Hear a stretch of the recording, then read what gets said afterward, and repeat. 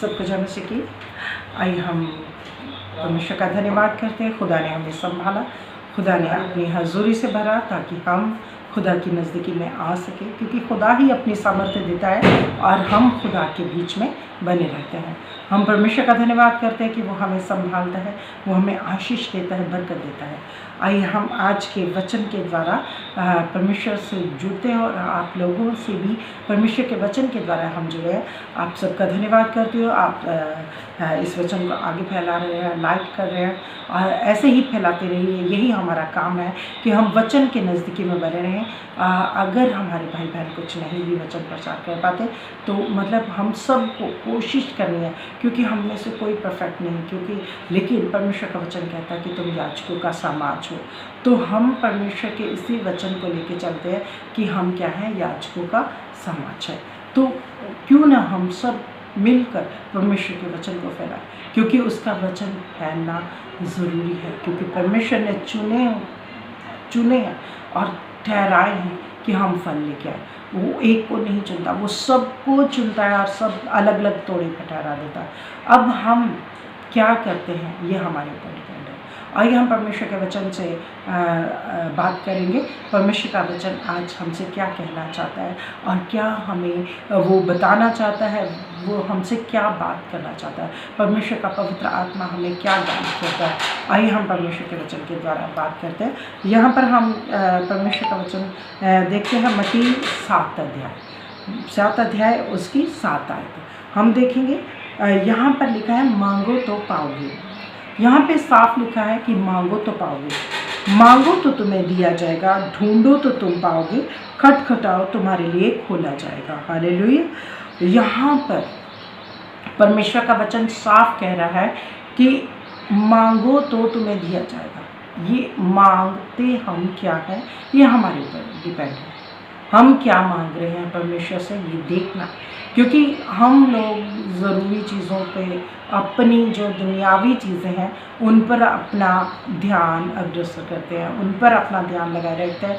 हमारी ये ज़रूरत है, हमारा कपड़े नहीं है, हमारा घर नहीं है, हमारे पास खाना नहीं है। तो इन चीज़ों से बढ़कर किसको पहले क्या करना है, परमेश्वर के राज्य को खोजना है। तो परमेश्वर के राज्य को खोजते जब हम परमेश्वर के राज्य को खोजते हैं तो ये सब वस्तु भी हमारे पीछे अपने आप आ जाती है। तो हमें मांगना है, क्योंकि परमेश्वर ने साफ कहा कि मांगो तो तुम्हें दिया जाएगा। अब मांगना क्या है ये हम नहीं जान पाते। हम सोचते कि हमें कहा गया कि मांगो तो तुम्हें मिलेगा। हम सोचते कि हाँ कहा गया होगा मांगना, तो हमारे पास तो इस समय कपड़े नहीं है, हमारे पास रोटी नहीं है, हम मांगते हैं। लेकिन यहाँ पर परमेश्वर के वचन के लिए भी हम मांग करते हैं, क्योंकि परमेश्वर का वचन कहता है मांगो तो तुम्हें दिया जाएगा।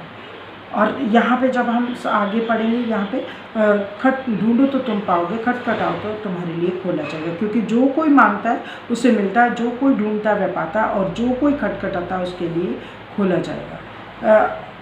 हम जब परमेश्वर की हजूरी में जाते हैं, हम लोगों को क्या चाहिए, हमें परमेश्वर से मांगना है कि आए खुदा अपने पवित्र आत्मा के द्वारा हमें बुद्धि, ज्ञान, समझ दे और वचन को समझने की बरकत दे। यह हमारा मांगना हो गया। अब ढूंढना, परमेश्वर को ढूंढना होगा कि हम परमेश्वर आए खुदा हम तुझे ढूंढते हैं, हम तुझे पा भी सकें। क्योंकि परमेश्वर कहता है कि मुझे उस समय ढूंढो जब मैं तुम्हें आसानी से मिल जाऊँ।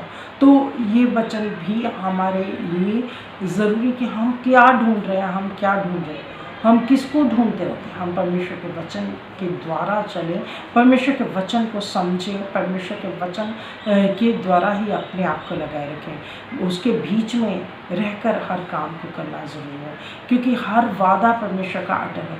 कुछ भी उसने ऐसा नहीं कहा कि ये तेरे लिए पूरा नहीं होगा। उसने कहा मांगो तो तुम्हें दिया जाएगा।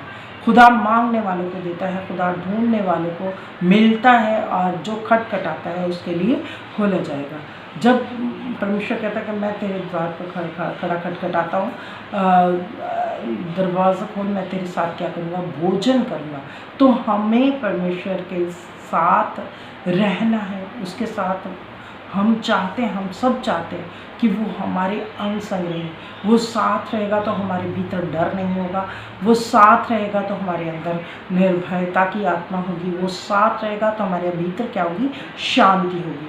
तो हमें दिन और रात क्या है कि ये नहीं कह रही कि सोना नहीं है, आराम के लिए रात बख्शिए, लेकिन हमें आज अब इन समयों में अपने प्रार्थना का समय ठहराना है, अब प्रार्थना करनी है। और हमेशा हमेशा सिर्फ ये नहीं कि मुश्किल सर पे आई तो हमने एकदम से फटाफट वो काम करने शुरू कर दिया। क्या कहते हैं ना, एक पंजाबी में कहावत है कि तो आगे जान जी विन्नो कुड़ी के काम, कि अगर मुश्किल पड़ी तो फटाफट कुछ ना कुछ हम करने लगे, तो फिर ढूंढने लगे, फिर है ना कि ये सामान कहाँ रखा, ये वस्तु कहाँ रखी।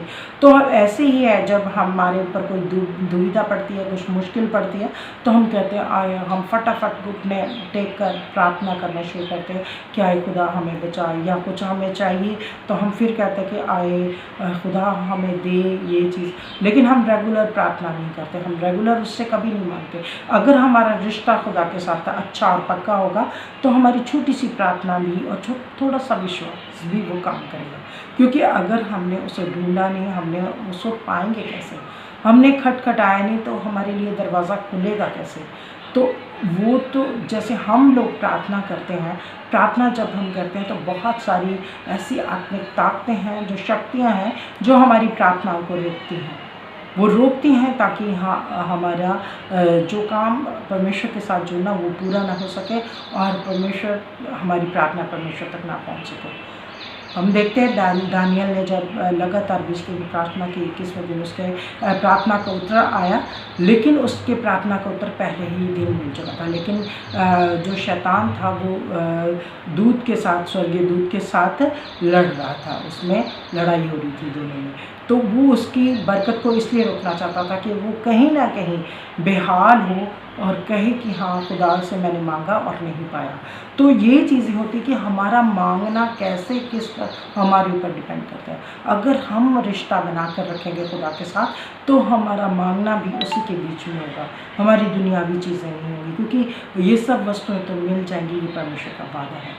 तो हम कैसे परमेश्वर के साथ बने रहते हैं, कैसे परमेश्वर के नज़दीकी में आते, कैसे ढूंढते हैं परमेश्वर को, ये हम पर परमेश्वर के वचन हमें साफ बताता कि हमारी प्रार्थनाएं, हम कभी ठंडे हो जाते, कभी गर्म हो जाते, कभी तो बहुत ज़्यादा प्रार्थना हो जाती, कभी बिल्कुल वो प्रार्थना नहीं होती। इसलिए जब भी हम परमेश्वर के नज़दीकी में जाएं, पूरे मन और हृदय को उसकी ओर लगाएं, क्योंकि उसका वचन कहता है कि जो मेरे नज़दीकी में सच्चे मन सच्चे हृदय से आता है, मैं उसकी आवाज़ को सुनता। और सारी वो ताकतें जो हमारी प्रार्थना को रोकने की कोशिश करती, वो सारी ताकतें क्या हो जाएंगी, नेस्त और नाबूद हो जाएंगी प्रभु यीशु मसीह के नाम से। इसलिए हम प्रार्थना करते समय ध्यान रखें कि हमें परमेश्वर की नज़दीकी में कैसे जाना, कैसे मांगना और कैसे बने रहना, उसके साथ कैसा रिश्ता हमारा होना चाहिए। हमारे रिश्ते परमेश्वर के साथ होने चाहिए, फिर हमारा ये वचन पूरा होगा, मांगो तो तुम्हें दिया जाएगा, ढूंढो तो तुम पाओगे, खटखटाओ तुम्हारे लिए खोला जाएगा। इसलिए खुदा आप सबको इस वचन के द्वारा आशीष और बरकत दे, और जब भी आप मांगे खुदा आपकी ज़रूरतों को पूरा करे। क्योंकि अगर रिश्ता, मैंने फिर कहा कि अगर रिश्ता अच्छा और सच्चा और पक्का होगा, किसी जैसे माँ बाप के साथ किसी का रिश्ता बहुत अच्छा बनाए रखता बच्चा, उसके आज्ञाकारी में रहता, तो उसके माँ बाप उसे हमेशा उसकी बातों को सुनते हैं और उसकी बातों को मानते भी हैं। लेकिन जो रिश्तों को, जिस रिश्तों की अहमियत नहीं समझते, जो रिश्तों को झूठा करार मिनट में कभी ठीक हो गया, कभी वो रिश्ते वो अच्छे नहीं होते। इसलिए परमेश्वर से हमारा रिश्ता बार बार टूटने वाला, बार बार जुड़ने वाला नहीं होना चाहिए, बल्कि अगर जुड़ा है तो दिल से जुड़ा होना चाहिए। और जो जैसे अगर हम दिल से रिश्ता नहीं निभाते तो मतलब हमारा रिश्ता खुदा के साथ ठीक नहीं है। हम लोग सिर्फ ज़रूरत के मारे और अपने मतलब के लिए खुदा के पास जाते हैं। हम मतलब के लिए ना जाएं, बल्कि खुदा के नज़दीकी में बने रहें। खुदा इस वचन के द्वारा आप सबको आशीष और बरकत दे, और जो भी आप मांगे खुदा आपकी ज़रूरतों को पूरा करे। खुदा आपके साथ है। जय मसीह की।